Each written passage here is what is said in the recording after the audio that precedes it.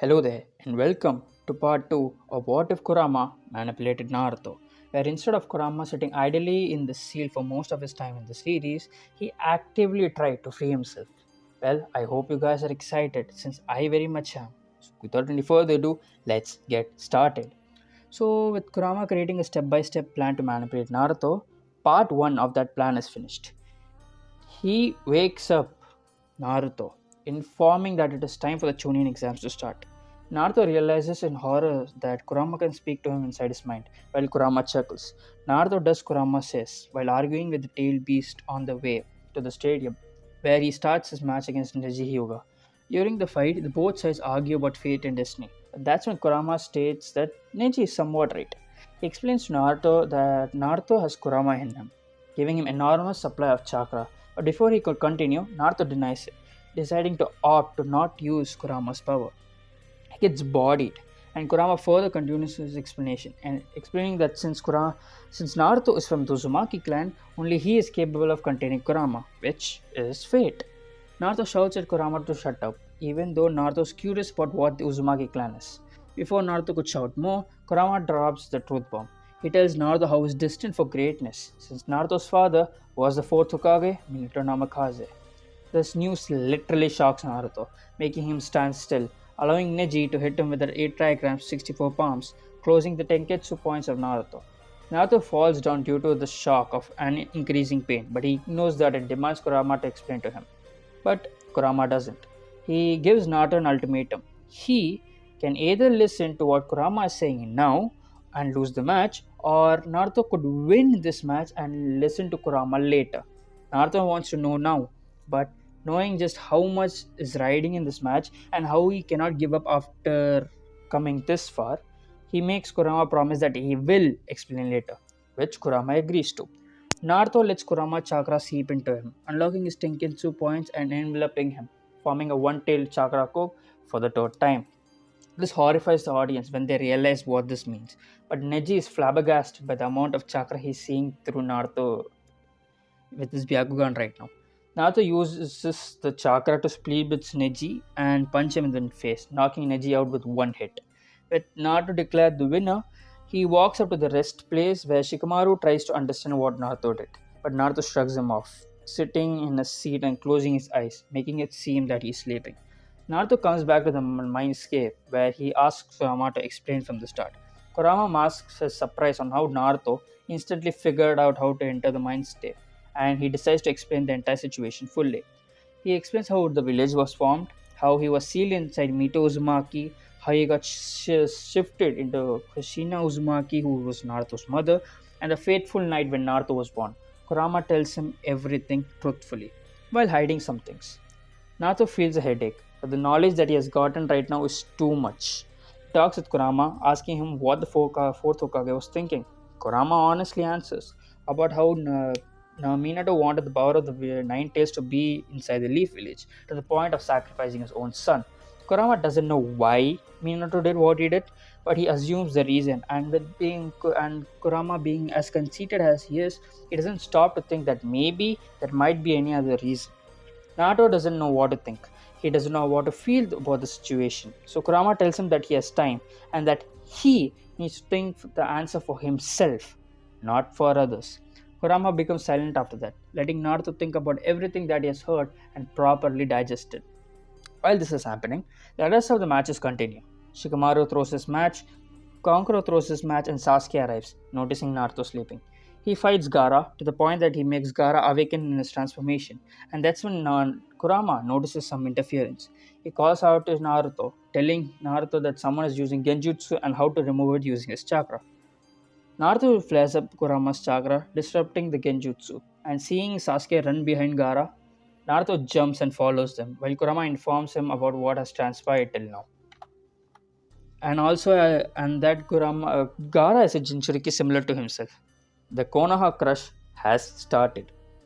Naruto, knowing how Jinchurikis were formed, feels a sense of responsibility to fight against Gaara himself. So he speeds up, continuing to chase after Sasuke, Temari, Kankuro, and Gaara. Now Temari diverts herself and decides to hold back Naruto while Kankuro takes Gaara away. Sasuke passes by her, and the moment Temari comes up to him, Kurama tells Naruto not to waste time while giving him chakra. With a one-tailed cloak, Naruto grabs her face and literally slam dunks her into a tree, uprooting it and knocking her out. He rushes with his enhanced speed, grabbing Kankuro who was trying to stop Sasuke. Naruto grabs Kankuro and slam dunks him too, knocking him out.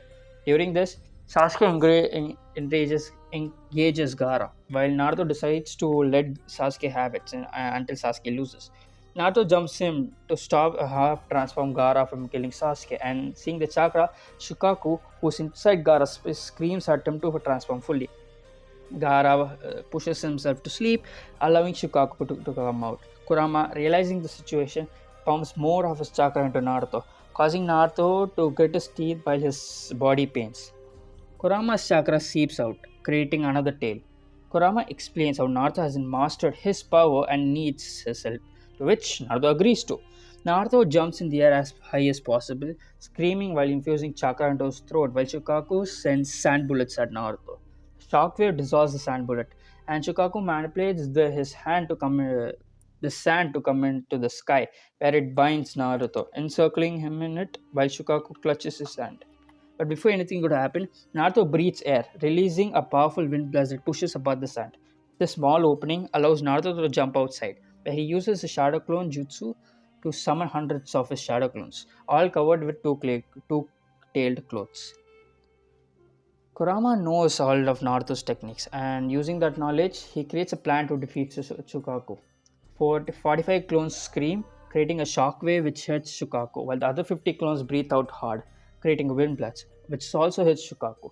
The remaining 5 clones and him raise their hands up in the air, all circling each other. Through Kurama's instructions, Naruto and his clones gather and balance his chakra into a spherical shape. The tail beast ball. With one ready, with a small tail beast ball ready, the clones disappear while Naruto throws it at Shukaku's face. Due to Naruto's bad chakra control at this point, the tail beast explodes right when it comes in contact with Shukaku's face, exploding. Now, due to Gaara being stuck on Shukaku's neck, he takes the brunt of the damage of the tail beast ball, killing him. Naruto collapses to the ground, with Kurama's chakra fizzling out. He has exhausted his chakra while Kurama congratulates him for the win. Naruto wouldn't be able to defeat a tail beast normally, even as weak as Shikaku. But Shikaku has a weakness, and that is Gaara, which Kurama exploited to temporarily defeat Shukaku. Naruto smiles, satisfied by the fight and happy that someone acknowledges him. He thanks Kurama for the support before getting knocked out. Kurama starts laughing, knowing that Plan 2 has been completed. Plan 1 was for him to get inside Naruto's head, to talk to him inside his head. Number 2 was for Naruto to trust him at any moment of his time. And since both these plans are complete, he decides to go to Plan 3, let the dark personality out. Sasuke, who was watching the entire fight, is shocked beyond belief, even more than in canon. Naruto basically defeated Biju, which makes Sasuke extremely jealous. Now, on the other side of Konoha, Hiruzen dies, of course. And after Naruto wakes up, he attends Hiruzen's funeral where he sees a crying Konohamaru. He is conflicted on how to react. While he is saddened, the knowledge that Hiruzen hid so many things from him uh, burdens him. Kurama comments on how Naruto was not a trustworthy child at beginning, and when asked to explain, he tells Naruto about how Naruto was always starved for attention by people who hated him for his father's deeds. Hell, even now they are looking at him like a monster. Naruto shrugs it off, but Kurama's words ring at the back of his mind. His entire worldview was changed in a couple of days, and he doesn't know how to react to it. So, when Jiraiya asks him to accompany him to recruit the fifth Hokage candidate, Naruto accepts. The Akatsuki come into the village, where they hear some crucial information that Gaara and the Kazekage dead. The Sand Village is in a really bad situation since they don't have a Kage and they don't have a Jinchuriki. With the information that the first Jinchuriki died, Itachi and Kisame leave back to the base earlier, never encountering the Konoha forces. And this is where I'm going to leave for this part right now. With Gaara dead, Naruto conflicted, and Itachi never attacking Kakashi, how will the entire story change from the original? What more